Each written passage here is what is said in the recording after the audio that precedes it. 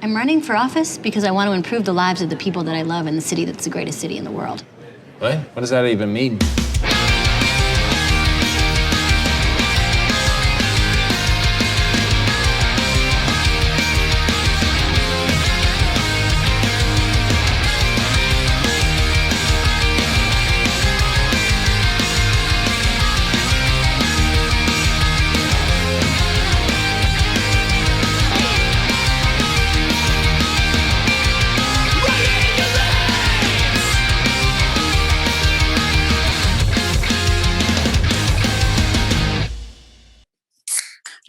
What's up, you guys? Welcome back to another episode of the Seltzer Time podcast. It's your boy Ricky, aka Dick Chuck, aka the man behind the can at Seltzer Time Official. Here as always with my conversation accomplice, the man with the hunch about Worcester, Travis. What is crackin', Fizzle Fiends? Welcome back to another episode of the Seltzer Time podcast. And per usual, we are stoked that you're here.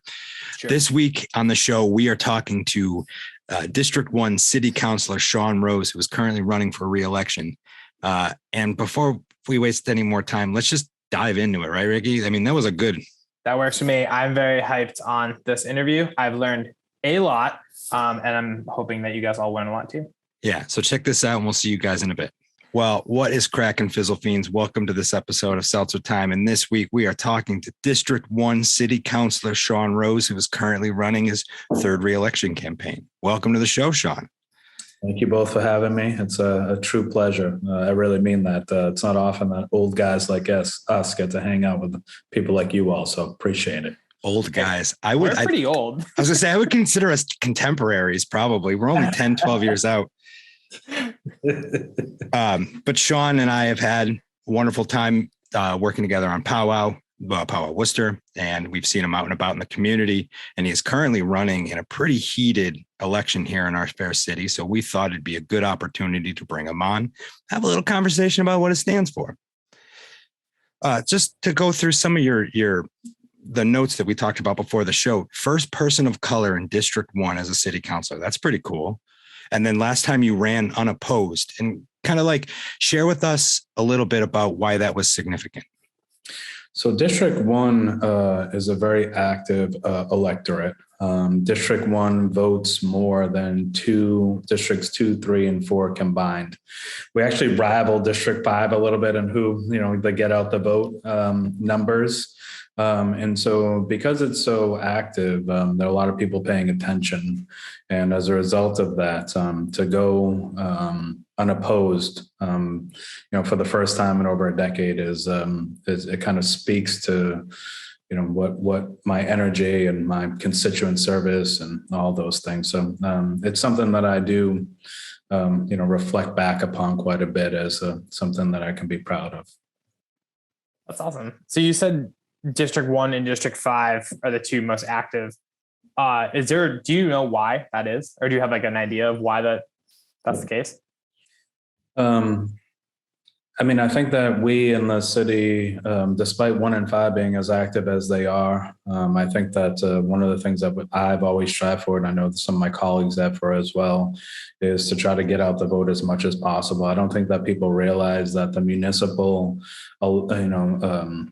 official, your elected official in a district has more impact on you than President Biden ever will, right? We're talking about public safety, trash, trees, snow removal. We actually have a significant impact on your life. We can raise your taxes, prevent your kids from going to, college, or, there's so many different challenges that we're faced with to try to provide resources and create balance that we should be taken far more seriously than we are, and we're not. When you see the numbers for a presidential election, significantly different than the municipal. And I think that civics is something that I've been pushing. I've been to a number of middle schools talking about the importance of voting. Growing up as a poor kid, I didn't really recognize that voting was super important at all. And so getting that message out and helping people to understand, how intricate and important it is, and how we have such an impact on your quality of life is something that I've been really, striving to do and getting out there, and doing. And all of the schools in my district, and I've been to Worcester East Middle, and the list goes on. I think it's we need more people paying attention, and the hope is that we'll be able to get there. But unfortunately, in a big a lot of the city, it's not as valued as we would hope. Sure. Go ahead, Ricky. Oh, sorry. It's just interesting for me personally, like getting more involved in politics over the last 7 years, where it that comes with getting older and like paying attention more to things, but like especially the last couple of years where everything had such a spotlight on it, where last year it was, the get it. If you don't like what's going on in the city, you have to get out and vote. You have the power to change it.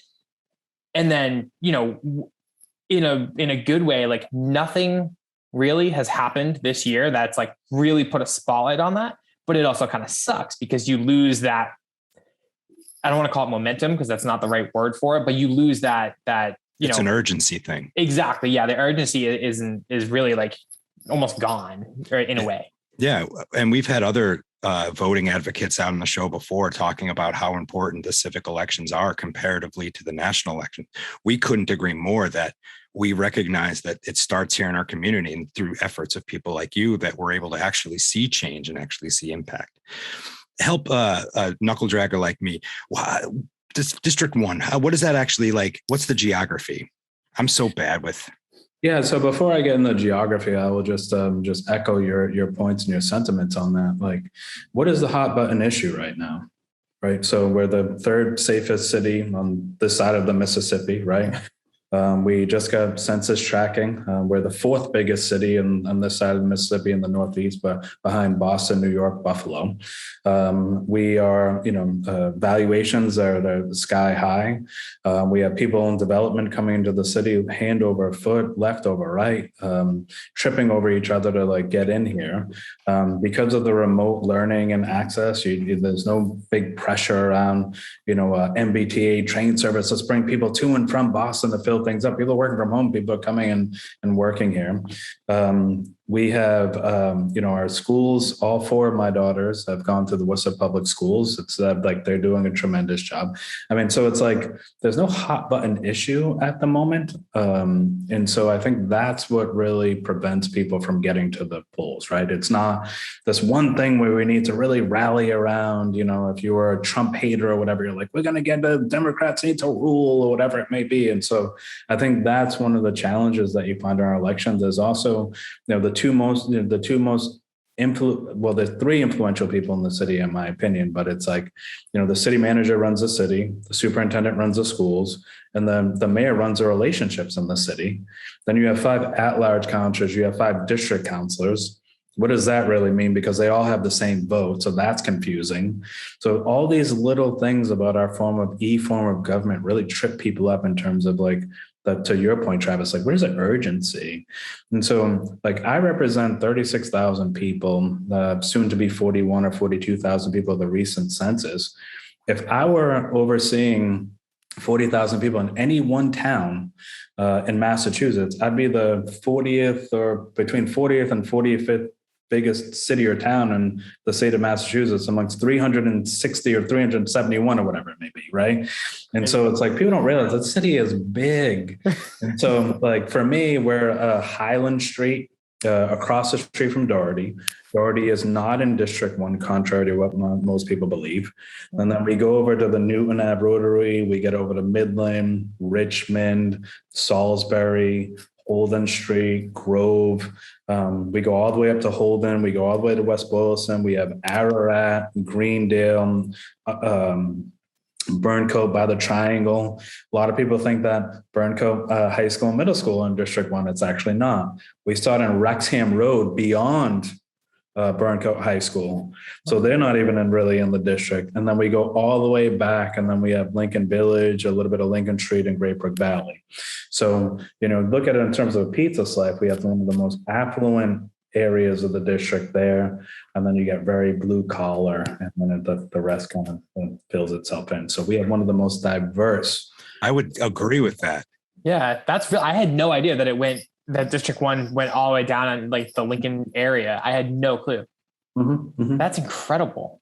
just the contrast from like Salisbury Street out to Great Brook Valley. Like if that doesn't paint two different types of people that are still, the beautiful thing is they both inhabit the same city. So we're all part of the same. That's like, that's cool. Very, very cool.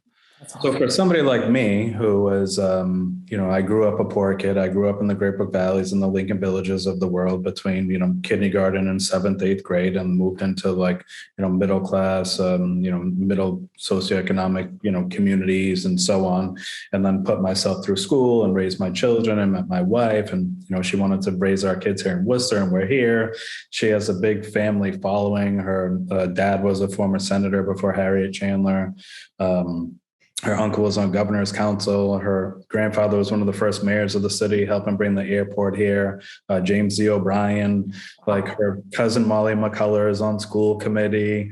John Mahoney, who's a state rep, has been a longtime family friend. I've known him for many years, even before he was even in politics. I love John Mahoney so much. On the other side. So that's kind of how the intersection of where I've kind of come into this thing from. And, it's this raising children here has been an incredible benefit in my life to do that. And so I feel like I've had experience playing the alley, right?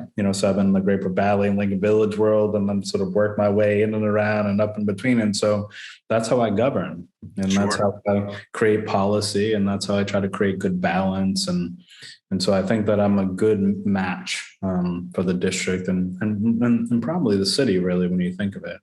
We're minority majority under 55. A lot of people don't know that. We are, really? I'll say that again. We are a majority minority under 55. That's nuts.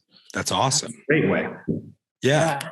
In all the best ways. I mean, it just, without getting into that's the way the world should be. All right. What, were you always intended to go into politics? Like, was this something that you saw? Is this what you do full time? No, absolutely not. So I am a president and CEO of a small nonprofit agency that serves disabled folks 8 through 80. I have a women's empowerment program that I was born out of me, wanting to. I was volunteering at Girls Inc. with some very talented basketball players over there. And I wanted them to get out on the AAU circuit like I played, a little bit as a kid. And my wife and I paid for them to play and got some good stuff going on and early on and got them some exposure. And then next thing you know, we created this Worcester Union women's empowerment program. And now we have 100 girls softball doing this. And we were, early on, we were like, well, we want them to give back to the community in some way. And so they started with this community service. So that's been crazy. I built a school and, I was always somebody who worked under people in the nonprofit mental health world and decided I was going to build my own school. I built my own school in Puerto Rico for failure to launch young adult men 18 to 24 with an amazing clinical model. And so the thing for me was when Tony O'Connor decided that he wasn't going to run an additional term, some people reached out and were like, oh, you should run. And I was like, nah, I'm really not that guy. And then I'll never forget, I pulled papers out of City Hall. I was like in the elevator at City Hall and somebody from the Telegram called me and Worcester Magazine when it was in its heyday. And I was like, I guess there's no real turning back now, right? And that's really how it all started. And, my father-in-law is, just an amazing mentor, and people in my family, and my wife, who is just a stud. Like we're always just, like, let's get it. It's about quality of life. You've been a career advocate. Now you're going to be a career advocate where you actually create policy that helps people, which I was really into. That's so cool.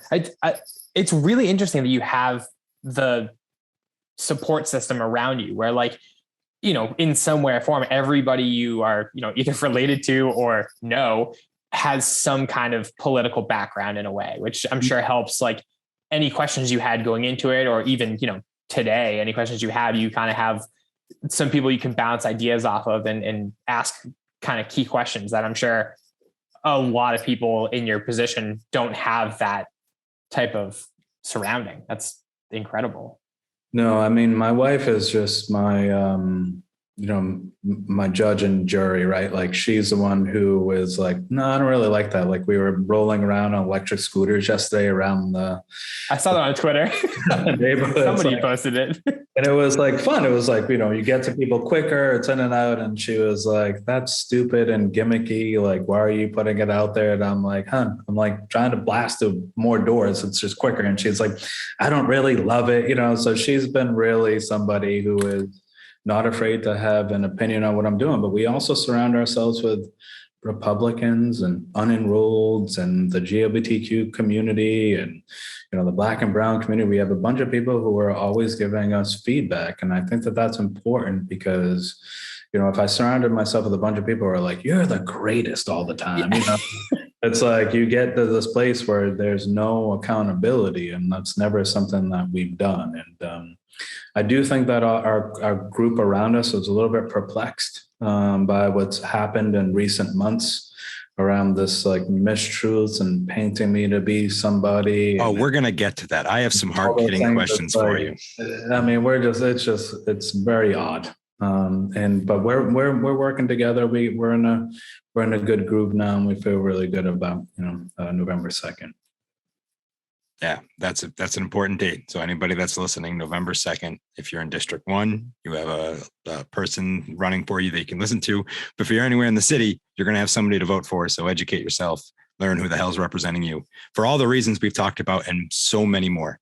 Mm-hmm. But you brought up a really good point that this election or this campaign that you are running has been particularly interesting in the sense that there are a lot more voices getting involved. And the person that you are running against, Cipro. I don't remember the gentleman's first name, oddly enough. It's Rick. That's right. You're right. It's Rick. The Cipro. Same name. Well, first name. You guys are the same person? No, hell no. But Sean, ultimately, what I want to know is why do you hate cops? Like everybody knows you hate cops. Why do you hate them?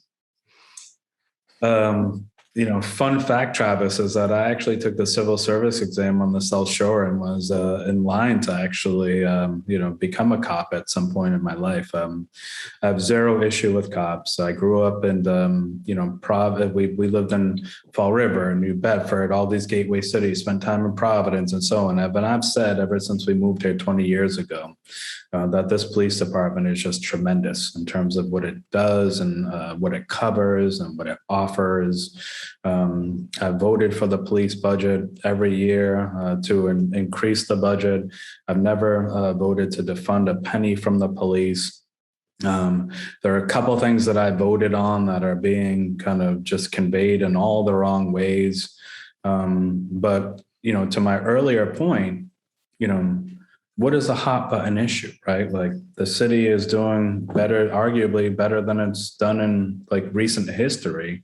So I think that, if you're going to run against an incumbent, you need to try to point to some things to, question their character or question their votes. And I think those are those things. And so when the police chief, this is important. The police chief made a decision that because of the state reforms, the police chief, just want to remind everyone, the police chief, Steve Sargent, said, given the new reforms coming down from the state, we are no longer going to be able to have SROs in our schools. Okay, so there are 52 schools. There were 6 or 7 SROs in these schools, our high schools. Okay, and so he said, we're no longer going to be able to do this. It was part of the reforms that came through with the city manager. And I voted in support of his saying, we need to do this differently, that we cannot have SROs like in our schools, like with a home base. Really is really what it really came down to, is that you don't want to have somebody who's like in the schools, stationed in the schools, stationed in the schools. Yeah. And so he said that, and I voted in support of that, but I also doubled it down. I doubled down on it because at the time I had 3 kids in high school. So I am putting my faith and trust in the chief, in the city manager, and this committee to explore other ways to keep our high schooler students safe. And so that is something that I've heard over and over again, that I'm not a supporter of the police because I supported the chief doubled it down with my support by not, creating any drama around the fact that my three young daughters are in high school, public schools. So that's where that came from. And then there was the Shot Spotter Connect program.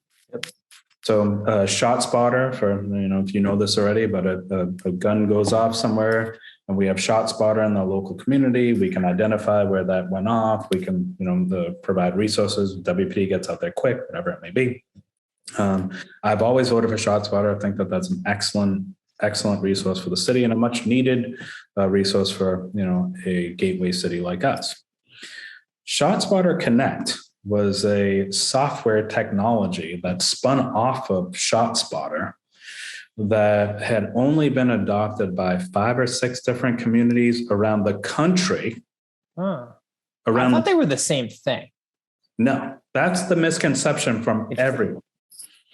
I will always vote for ShotSpotter all day, every day. But ShotSpotter Connect is this unproven software and technology that is a spin-off of ShotSpotter.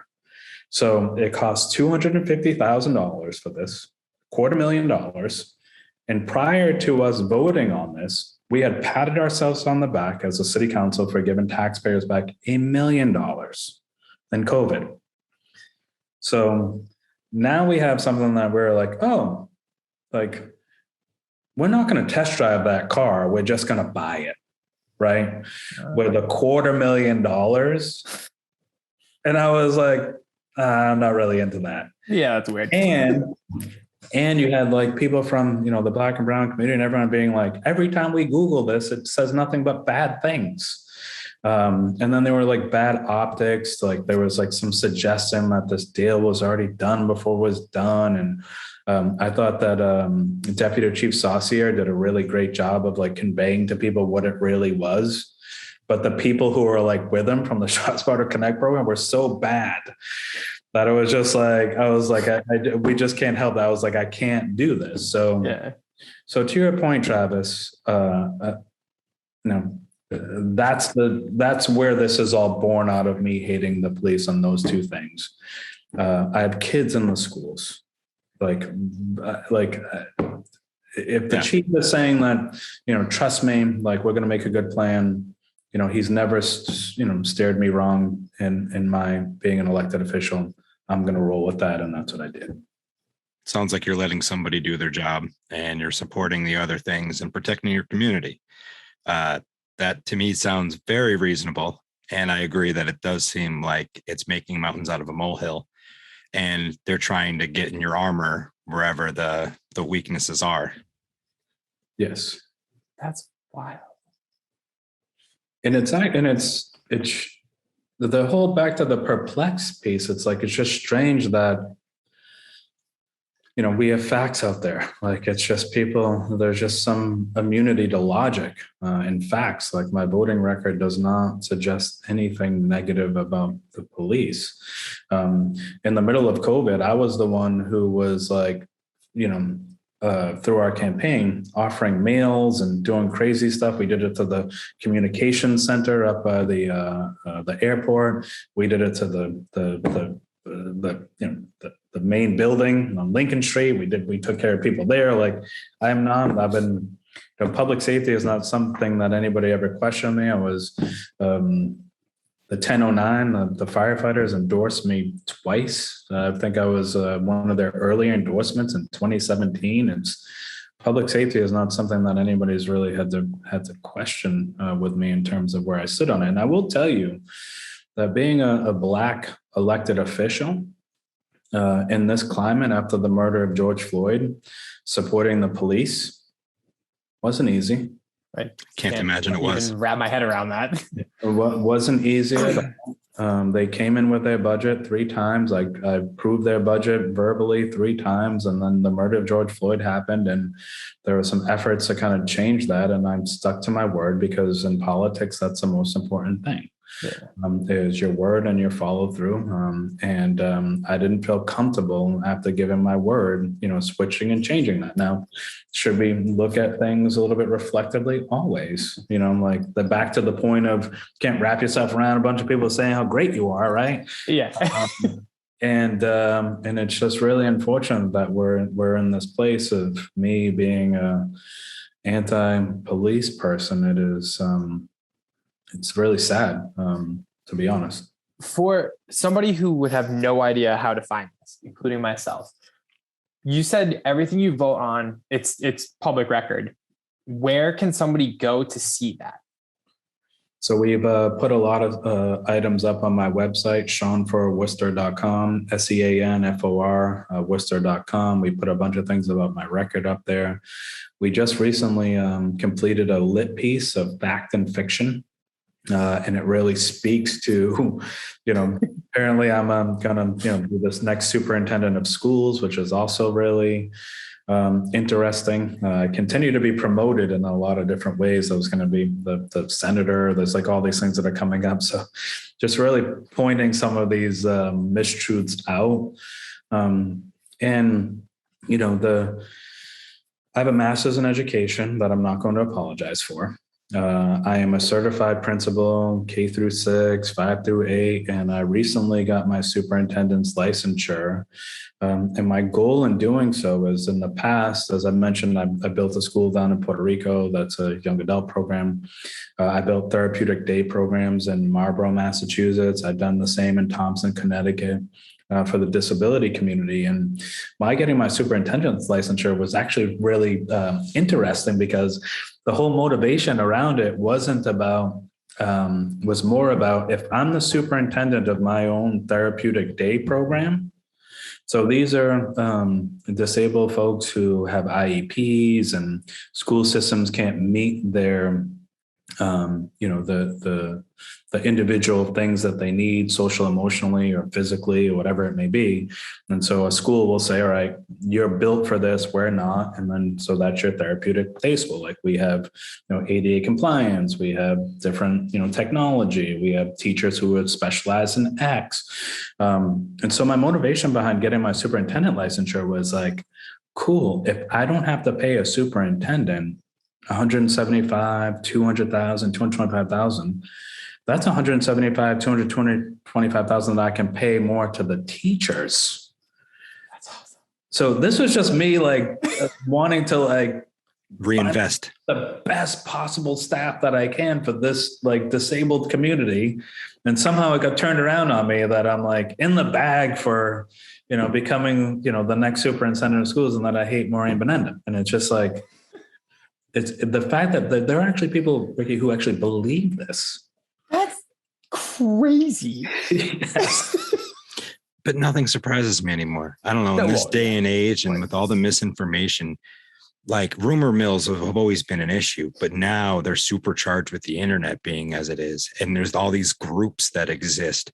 I don't know if our listeners know of some of the stuff that came out of a police group a couple of weeks ago, but the mayor got a mustache thanks to some local resident that decided to put this image together. And it's through those types of communities that I think a lot of this crap is getting spread. And I don't fully know how to combat it other than to get out here and be like, you guys aren't talking about truths here. Yeah. That police page is, it got some, people are focused on it a couple weeks ago because of what was placed out there. But that police page has been dividing our city. Has it really? Since the murder of George Floyd. There have been racist, homophobic. The anti-Semitic is new, but there's no new controversy to that. And there are a lot of people out there who have been hurt by this page for many, many, many months. And it's I'm happy that some stuff was put out there that they have to look at their systems and their policy and their administration a little bit better. But I wish it was done 15 months ago, because it's been heartbreaking to see some things that have come out from there. I mean, as a person who like literally my job is working in social media, and I work in the medical field, and everything that we do or that I'm allowed to do on social is like so heavily regulated to the point of like liking tweets I have to get approved and things like that. Having a page that like represents the police department, you would think going into it, there would already be, like an official like gatekeeper, I guess is like a good word for it, who kind of monitors what's going on there. Whether, I don't know, it's as easy as just hiding a comment. You don't have to leave up things that are clearly going to be bad. Like, they're bad just, on paper. Like you see this, as an adult, this shouldn't exist here, especially on something that's supposed to be painting the police in the light that they should be viewed in. To leave them up there is unbelievably irresponsible. And even if one person's in charge, there's a lot of people who have the power to change that, who clearly just, ignored it and stepped around it until it became an issue to the point where the mayor had to call them out. And like, it's kind of crazy that it took, like you're saying, a year or 15 months for something to be put in place when it should have been put in place like day one. So they had a young black boy on that page with a ski mask on. And he was probably, between 6 or 8. And there was a comment on there that said, if you get a bank loan, you need to pay it back for 30 years. If you rob a bank, you get 10 years. Follow me for financial advice. And it had 89 or 90 some odd likes and was shared over 25 times. That's unbelievable. And my opponent and his campaign manager are the 2 administrators of that site. Well, that's interesting. That's a little bit of information I didn't hear. Yeah, Isn't that fascinating? Let's talk about some other. There was a comment on there that said, the Green Bay Packers, the LGBTQ community wants the Green Bay Packers to change their name or something like that. Like, how crazy is that? Like, that was on there. Like, so stupid. Like, and to your point, Ricky, I have several pages. I have City Council page. I have our Worcester Union page. I have my agency page. We had a very pro Celtics page. Nice. You have proper monitoring, you have proper oversight, there was a time when things are being put up on that page, or I would actually text one of the administrators and say, hey, this was sent to me. Can you please take this down? I was like a conduit to like helping, administer that page at one point. And it's just, again, these are people who are running for office. And it's heartbreaking that some of these things could be put up with no recourse. Yeah. That's just so insane. I mean, it's like drilled into so many people's heads. Like, what you post represents you and your employer, and the fact that, and I think the same thing should go for what you allow to stay up on something that you're in charge of, represents, you and your employer, whether you like it or not. That's how it's seen. Like, granted, an officer didn't post the Mayor Petty thing, or hopefully none of those other things that we just talked about, but they saw that they were up there and nothing was done to take them down. And that's a problem. And that's a problem that people in the community see. And then it makes the WPD as a whole look horrible, which everybody knows, isn't true, but it's an easy thing to shoot. Like, I don't want to say shoot at, that sounds bad, but take a swing at, where it's like, oh, you allowed this to stay up there. When at the end of the day, there's people who have the power to change that, and they chose not to. And that's a very, very, very big issue. Mm-hmm. And they have people in the community that support them, prominent people in the community that support them. Okay. All that stuff you listed off, Sean, is that why you were the recipient of the Conductor of the Community Award from the Railers? Yeah, I was proud to be the conductor of the Community Award. It's My wife does not appreciate me being on any soapboxes or bragging on myself or anything like that. And we do quite a bit that just flies under the radar. And I was fortunate that, building multiple schools. Yeah, like the Railers, saw, some of the things that we were doing behind the scene and, acknowledged me. Jess Walsh also was acknowledged there amongst other people. And I was really, really happy to be awarded that. Yeah, it seems like it was a kind of a swoosh rather, like a no-brainer. So I'm sure Cliff must have donated to your campaign. No donations from Mr. Rucker. No, not at as of 512 on 10-4. No. Interesting. And I've seen you at like the Polar Park games. You seem to like going to Polar Park and checking out the baseball team. Yeah, my quick funny story is my wife's college roommate. They ended up living in Somerville together after graduating. Emailed Larry Lucchino in the early 90s and said, hey, every time I go to a Red Sox game, they win. And, she PDF'd all the things with all the scores on them. She said, move me up the season ticket list. And he did. And so That's she was, awesome. oh my God, she's like, I have 81 games. What am I going to do with this? And so my wife and I ended up, purchasing year after year, dozens of games from her. I was able to see, the World Series and fortunate to see all those things because of her and all that. And it's kind of one of my wife and I's pastime. When we'd get off the train in Davis Square, she and I would go and sit and watch Little League games and whatever. So when Polar Park came, and we got it all done, and it was only natural that we were going to get season tickets and sort of bring ourselves back to the place of joy or whatever. And I think so. Myself and Molly McCullough, I think, are the only two elected officials with season tickets, and it's been just incredible to be at the park, and you just don't feel like you're in the city. And I just keep looking around from when, had the privilege of being there when it was just cement and other things, and just a huge supporter, big Red Sox, baseball, Celtics, Patriots fan. And she is too. And it's just perfect for us. Sure. I like how you said you don't feel like you're in the city, because I've had the same feeling. And then depending on where you stand, you can see where the dive was if you're like up higher in the boxes, or you can see the train station. You're like, oh, I am in the city. Like, it's like such a weird, amazing thing. Like, I kind of like that feeling of feeling like you shouldn't be here, which is kind of cool because it just kind of shows like where the city's headed. I think it's great. Agreed. Yeah. So Polar, like Crowley's must support your campaign, right? No, not at this time. No, not at this time. Both of those, them and Mr. Rucker, has made donations to Cipro's campaign, though. That's interesting. Yeah. You'd think two companies like that wouldn't want to support somebody that would have those kind of views tied to them. It's interesting.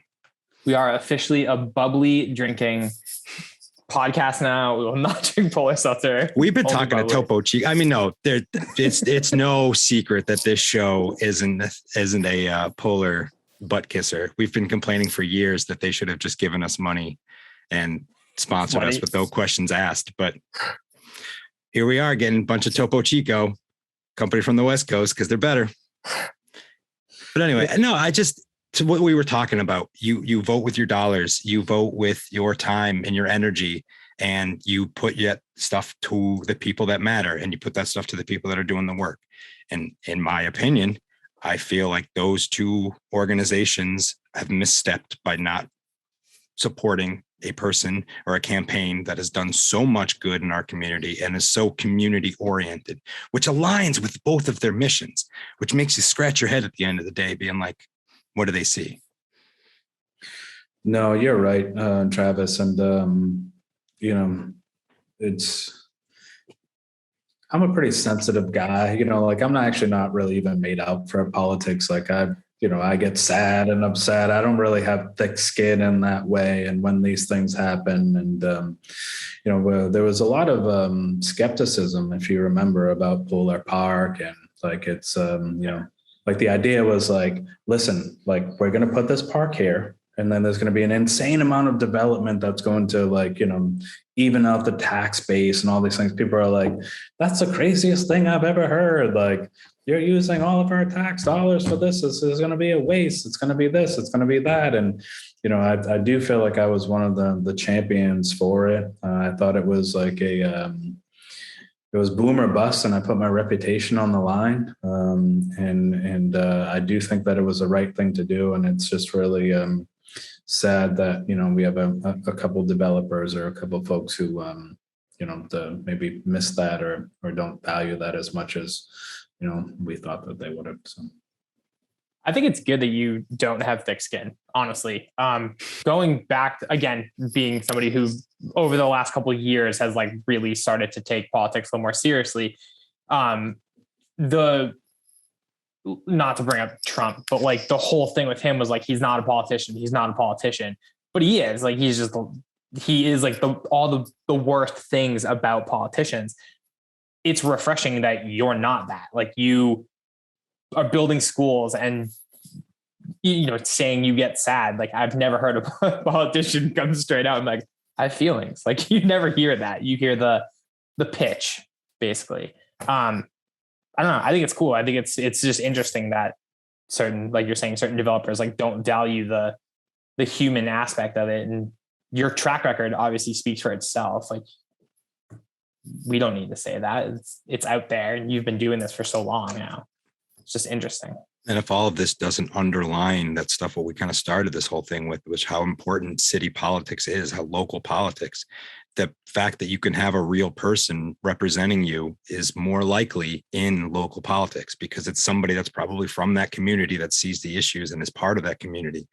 And they're putting their time and effort into wanting to make it a better place for everybody.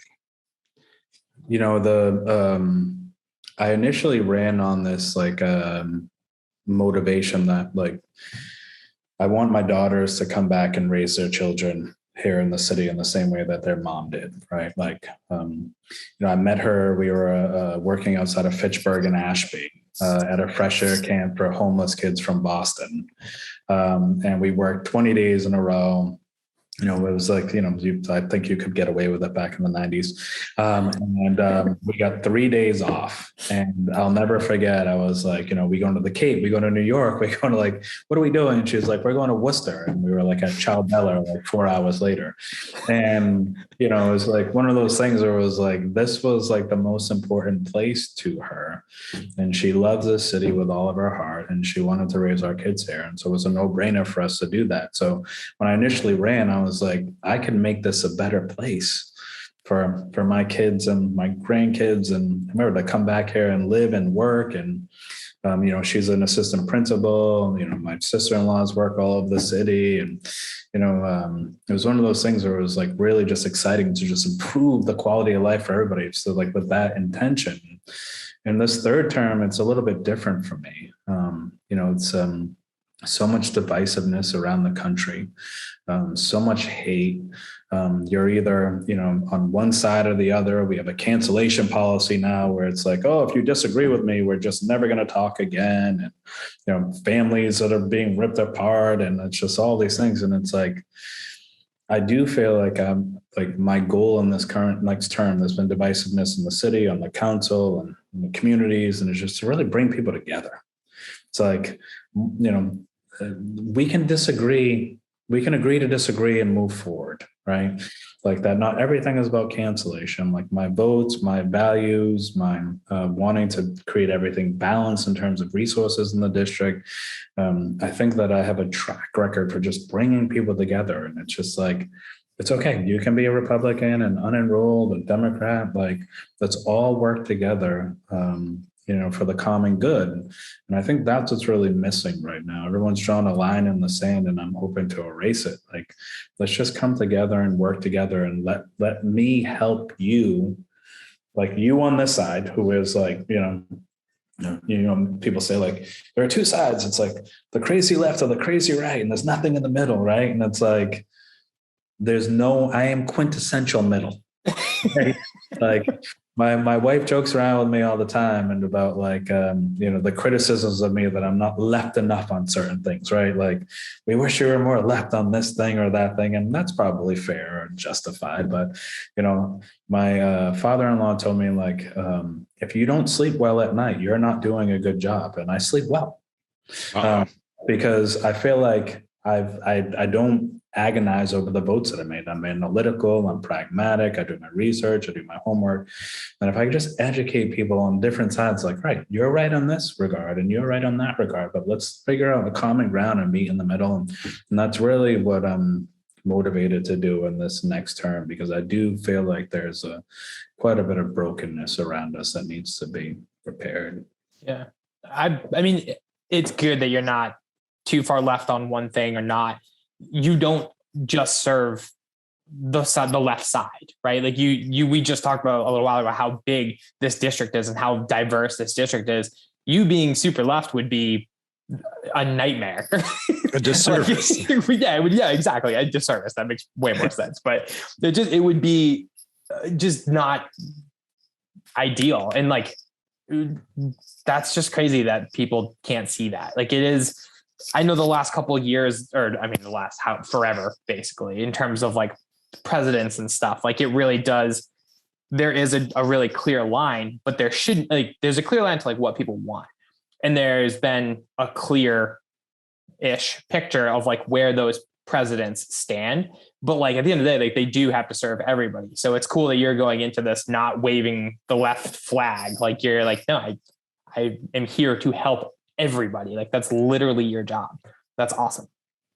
Yeah. And I try to like be thoughtful and use the people around me and get good feedback and do my own homework, like people wanted the Columbus statue to come down, right? And I felt like there should have been more listening sessions and more opportunities for people to be more vocal about it, that I didn't feel like it was the city's responsibility to say like, oh, well, we're taking this thing down. I thought it should have been more collective. I didn't, like I said, I gave my word about the defunding of the police, and there are like other elements of things, that have popped up over time. Those are two that kind of stick out, but it's, I've always just done my diligence and done my homework. And to your point, it's a very active and diverse constituency. But even little things, like it seems like a small thing, but it's like, if you look at like the streets and sidewalks I've always chosen, like I've literally done the math on that. So that's like even everywhere. It's like even Steven everywhere. It's like, so, the Highland Street side gets a little bit, the Ararat does, the Burncoat, the Valley, the Lincoln Village. Like I've always done that, is just try to create that good balance. The parks that are coming online. So now we have one on Ararat Street that's coming on that I'm really excited about, because that's one of the big things that I initially ran on. We got Great Brook Valley, coming in online with a park, and we're improving the empowerment center there and providing resources for people who, it's just all tremendous stuff. We were driving around yesterday with my campaign manager, and we were over by Showcase North, and I was thinking about like the development that I worked with them on around behind Mount Ave. And I'm like, oh, this is great. There's going to be market rate housing there. And we're driving by the old Barbers Crossing, and we were able to get that property taken care of. And I'm like, thinking about, all my advocacy for the Higgins Industrial Armory and West Boylston Street corridor and all the things that I've done to do this. But like driving around, my campaign manager looks at me. She's like, why does nobody like you? I was like, I don't know. I was like, we just need to change that narrative, right?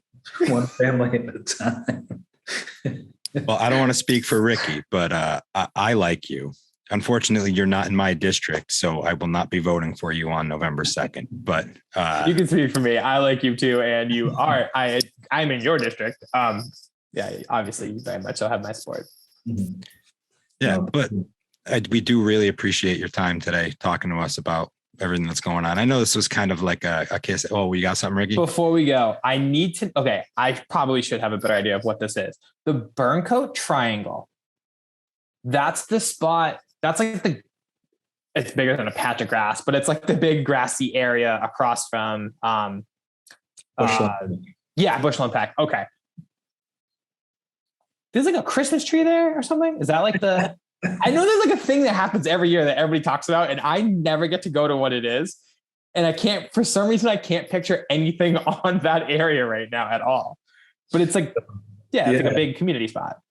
Yeah. So, we have family that lives in Burncoat, and when the ALB came in and decimated, it was like the Lorax came through, right, and just like crushed the whole community. I was driving by there one day after talking to a resident, and I was like looking at the triangle, and I was like, oh, how cool would it be if we put like a tree there to like a adversity or a perseverance tree or something along those lines. I try to be thoughtful in these ways. Have you guys ever been on Facebook and saw the Facebook page Worcester Love? No. I'll look it up because that sounds refreshing compared to most of the things I see. Everything I can to stay off of Facebook. Yeah. So Worcester Love is a page that I created that no one knows that I created, by the way. It was at the height of, I did takeout day in the middle of COVID. And so it was like, oh, let's have a takeout day where we can just sort of, throw money in the pockets of small business owners this one day. And what I had found was that because of COVID, no one knew it was open or closed or whatever it may be. So I created Worcester Love, reached out to somebody, and we created this like logo together or whatever it may be. Has like 2,500 or whatever followers, and small businesses and the like are just throwing their restaurants and their specials and their thing on there. Like since the height of COVID, like no one knows that I did that because I'm not on this soapbox doing that. But similar to the tree, it was like one of those things where I was like, oh, it'd be cool to put something there. And there's a bunch of power lines in there. So I work with parks, and they were like, we can kind of squeeze it in here and do this here, whatever it may be. And then we had we got the tree up. We had a resident from Burncoat who was like, oh, can we decorate? I was like, reach out. Yeah, we decorated, do this. And I'm actually trying to do more of the triangle around benches and ADA compliance and some other issues, but it's just a cool thing that is kind of born out of something that people probably don't even know that I had anything to do with, frankly, because it's never about us. It's about, our constituents. Yeah. But yeah, it's like, and there's like dozens of those things. But my wife will never really let me, get out there and be like, I've done this and this and this and this and this and this, as she shouldn't. But yeah, just another example of that. Well, if there's ever a time, now's the time. Yeah. If you need to like leak some cool information, like, hey, like there's this sick park thing and she won't let you do it, just let us know. And we're pretty loud on social. Oh, so. Ricky's a great hype man. So 149 West Boylston Drive, right? So if you're coming up Norton Drive and you're coming to that set of lights, and you can take a left and go into the mall in the back door, and the lottery's right there on your left. If you were to take an immediate right there, then take another immediate right, there's this beautiful parcel that we got State Rep John Mahoney to get an earmark for us to clear. The city cleared it and is fertilizing, doing that. This is like, I'm growing a green space in the district. What? And it's on the lake. It is one of the most beautiful scenes in all the city that nobody knows about. Wait, what's the address again? Because I need to go see this. 149 West Boylston Drive. And so we were granted the opportunity to oversee it from the state for $1 a year. They can't have any active recreation, so you can't put a soccer field, football field, anything like that. Yeah, you can do sick art there, sick murals there. Like this, like I like the Seven Sisters idea of all the, the plants and the this and a walking park and maybe a dog thing and some cool. That's so cool. It's the most beautiful. It's one of the most beautiful places in the whole entire city that nobody knows about. And I grew that green space. Not personally, but yeah, you worked with people to do it. I got that done. And it's just like at the end of the day, to what we were initially talking about, there's so much mistruth and so much like sadness and anger and like obsessions about where I am or what I'm doing or other than, like, people don't realize that there are 8 neighborhood groups in District 1. 8. Greater Hammond Heights Neighborhood Group, Saxon Road Neighborhood Group, Indian Lake Community Association, Indian Lake Watershed Association. I mean, the list goes on and on and on. You have your YMCA people, you have your Bancroft people, you have your Burncoat meeting, you have your Lincoln Village meeting, you have your Lincoln Village Neighborhood Association meeting, like you have your Great Brook Valley. Like there's all these things, going on that, like, if I were to clone myself, I would never be able to get to all these. It's like hyper focus on all these things. And people are feeding into this misinformation. So it's become less about like, these are all the cool things that I've done. And it's more about like, people get out and vote. Just people do your homework and get out and vote, because, you can say like, oh, you help grow a green space, which is impossible to do in the city, as you both are aware. And people are like, yeah, but he hates the police. Right. Or he pulled the I was the deciding vote in pulling SROs out of school, which is like incredible math because they do everything alphabetically. So it's like, I don't even know how like the math works on that. I'm like, so if I was the deciding vote and I'm R and Mo Bergman, you know what I mean? I'm like, this is interesting. So it's like Bergman to Wally, but somehow I was the deciding vote on it. It's just, unfortunately, that's what's sticking in the minds of people versus, some of the other things that we've been referencing and talking about. So we just need to get people out to vote. And hopefully when they do a little homework in advance. Yeah. That's the most important thing. I think people just need to educate themselves on what's happening instead of seeing the highlight of, because most of the time the highlight or the headlines aren't true. Like you very clearly don't hate the police. Like, yeah. Spoiler, I knew that. But yeah, for any listeners that, where Sean isn't your district city councilor, my God, for the people listening where Sean isn't your city councilor, go educate yourself on who your city councilor is. Again, here in Worcester, we have a vote coming up on November 2nd. You might be somewhere else. City politics is important. Local politics is important. And go find who the heck's representing you. Sean, how do people find you? Like, what's a good way for them to educate themselves on your campaign? I mean, I am a simple Google search. You can find me, SEANROSE, Sean Michael Rose, named after Sean Connery. My mom had a big crush on him. But I have the most Irish name in the world, Sean Michael Rose. Like, that explains the sweater. Sean FOR for Worcester.com. I mean, we're just so any social media outlet, Facebook, Instagram, Twitter, LinkedIn. My daughters are now my TikTok social media ladies right now. They did a funny video with us yesterday on the scooters. That's about to drop any moment now. This is the best news ever. Yeah, I'm impressed. Hell yeah. Yeah. Hell yeah. Smart. Get on TikTok. Yeah. I mean, I'm an old dude. I still don't really understand Instagram that well. Like, I'm like, all I see is the same pictures that people are doing on other social media things. I don't know. Right. Someday it'll come together for me, but the TikTok is, yeah. It's all about TikTok and Twitter. I'm telling you. That's it. Awesome. Well, thank you, Sean. I hope this helps correct some of those misinformation that's out there. And if anybody has anything else that we didn't cover, please feel free to talk to Sean directly. You can go ask him some questions because clearly he's an open book when it comes to his job and his city that he loves. Absolutely. Cool. And I appreciate you two getting out the vote and word and information, and anybody that we can engage. It's super important. Our news sources are evaporating here in the city, and we need more people like out there, getting not just information about the elected stuff, but just general information to the public is really necessary more than ever right now. So appreciate you both. Totally. Oh, thank you. Anything we can do to help.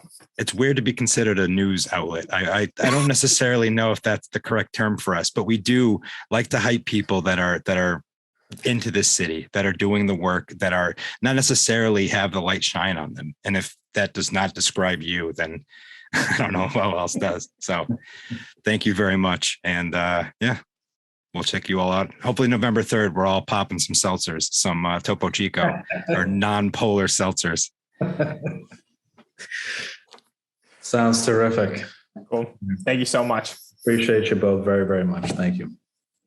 Welcome back. That was awesome. I mean, I know Sean, I know we referenced that list of people from when we started this. We're like, oh, we should have this person on. We should have this person on. Seriously. And Sean's been tossed around in that bucket a whole bunch. And I think it made a lot of sense to do it now. I'm super excited that he was down to come on and educate us, and hopefully everybody listening, and hopefully more people can find this at some point. And just kind of figure out and get to learn a little bit more about Sean and about this part of the city that he was there for. It's exciting. It's fascinating to hear all the different things that he has this impact. As somebody else that likes to or prefers to work in the background, it isn't necessarily about the spotlight. I respect the way he works, and I respect what he's been able to achieve in arguably not that long of a time. Yeah. I mean, I agree with you. I totally respect the doing it in the shadows and all that stuff. And at the end of the day, it's more important that those jobs get done and they get done correctly. And that's very clearly his number one focus. But when it comes to running for office, you would hope that there's more spotlight on things like that, because it would help kind of squash the false narrative that's out there. Yeah, it does make it a little challenging to run on your merits when nobody knows what your merits are. I know. It's like Patrice Bergeron. He's like the Patrice Bergeron of City Council. My favorite Bruins player, but he just doesn't get the notoriety throughout the league. He does now a little bit, but he's in his late 30s. We all know that Patrice Bergeron's career is very much on the back end, even though he's still scoring 30 goals a game or 30 goals a game. Wow. 30 goals a year. And just being one of the probably, top 5 or 6 best defensive players, defensemen included, players in the game. At the end of the year, you just wish that he was a little louder. That way he would get those MVP votes and all the Selkies that he deserves. Sean's kind of like that. Yeah, I would agree. Sean ironcladded my vote. I'm almost going to move to District 1 just to vote for him. Right in the heat of powwow, there was right in the middle of powwow Worcester this year, there was a picnic night of back, with all the artists and a lot of the committee members and stuff. And Sean showed up. He had he had purchased a bunch of cannabis from the dispensaries in his area and came and gifted it to the artists. That's so he awesome. Showed up with a couple pre-rolls and gave it to a bunch of the artists. And the artist was like, oh my God. And this is a city councilor. So had my vote, understood his audience. I mean, again, that is such a small thing compared to everything else, but it really just speaks to him understanding. He understands how to talk to the people that he's representing and talk to the people that he's talking to.